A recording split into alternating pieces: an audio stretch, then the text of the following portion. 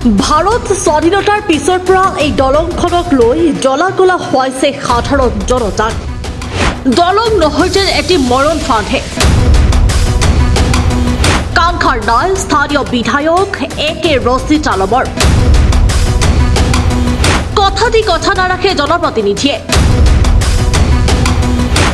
ভাৰত স্বাধীনতাৰ পিছৰ পৰাই দলংখনক লৈ জ্বলা-কলা হৈছে সাধাৰণ জনতাক। পূব গোৱালপাৰা সমষ্টিৰ গাৰুমাৰীৰ পৰা কঁঠালবাৰীৰ চেঁচাপানীলৈ যোৱা ৰাস্তাৰ মাজত ব্ৰিটিছ সময়ৰ এখন কাঠৰ দলঙে জ্বলা-কলা হৈছে পথচাৰী। দলং নহয় যেন এটি মৰণ ফাঁদহে। কাংখাৰ নাই স্থানীয় বিধায়ক একে ৰচিদ আলমৰ। ভাৰত স্বাধীনতাৰ পিছৰ পৰাই দলংখনক লৈ জ্বলা-কলা খাই আছে সাধাৰণ জনতাই। ছাত্ৰ-ছাত্ৰীৰ যাতায়াতৰ মূল পথটোত কেইবাবাৰো হৈছে ভয়ংকৰ দুৰ্ঘটনা। নিৰ্বাচন আহিলে জনপ্ৰতিনিধিৰ পৰা কেৱল প্ৰতিশ্ৰুতি আৰু প্ৰতিশ্ৰুতি। নিৰ্বাচন গলেই জনপ্ৰতিনিধিৰ এলাকি মনোভাৱ।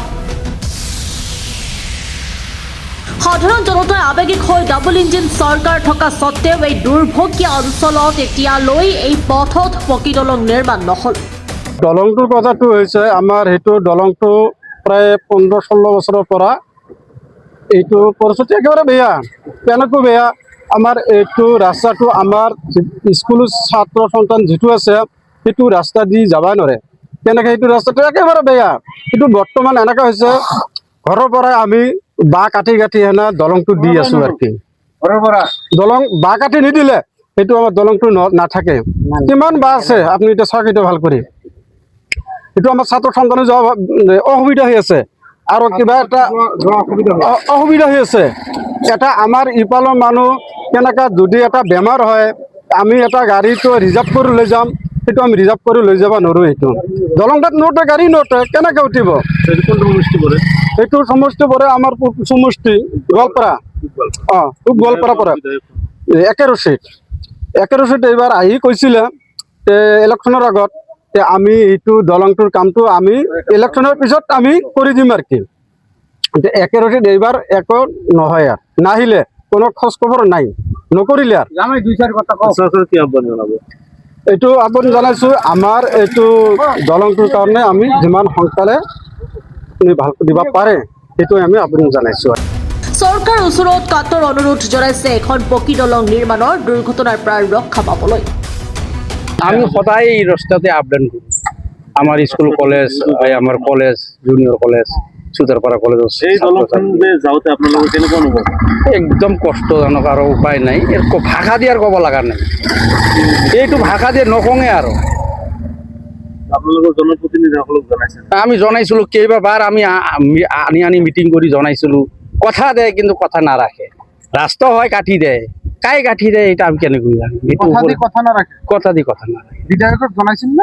মেলাবাৰ জনাইছিলোঁ। চৰকাৰক কি আহ্বান জনাব? যেহেতু চৰকাৰ ডাবল ইঞ্জিন চৰকাৰ অতি সোনকালে আমাৰ এইটো ৰাস্তা কৰিবই লাগিছিল। ইমান দিন হৈয়ে গেল হয়। মামাক আহ্বান জনাইছোঁ আৰু কিমান ফেচবুকত আহ্বান জনাইছোঁ মামাক যে আমাৰ ৰাস্তাটো কৰি দিয়ক। কিমান মানুহ মৰছে আমাৰ এইটো ৰাস্তাত, আমি ভাষা দি ক'ব নোৱাৰোঁ। এতিয়া আমাৰ জুনিয়ৰ কলেজ আছে, তাতে ছাত্ৰ ছাত্ৰীসকলে যায়, হাইস্কুলত যায়, আৰু এম ই স্কুলত যায়। আৰু আমি বিশেষ কৰি আৰু এটা আমাৰ অসুবিধা বেমাৰ আজাৰ হ'লে আমি পাৰ হ'ব নোৱাৰোঁ। বাগমাৰা চনৰ পৰা নুৰজামুল হুছেইনৰ ৰিপৰ্ট, প্ৰাতঃ টাইম ডিজিটেল। শদিয়াৰ পৰা ধুবুৰীলৈ, বৰাকৰ পৰা ব্ৰহ্মপুত্ৰলৈ সকলোৰে মাজত চিনাকি এটা নাম প্ৰাতঃ টাইম।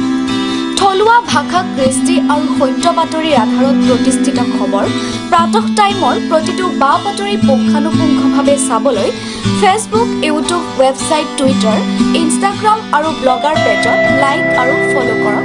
ধন্যবাদ।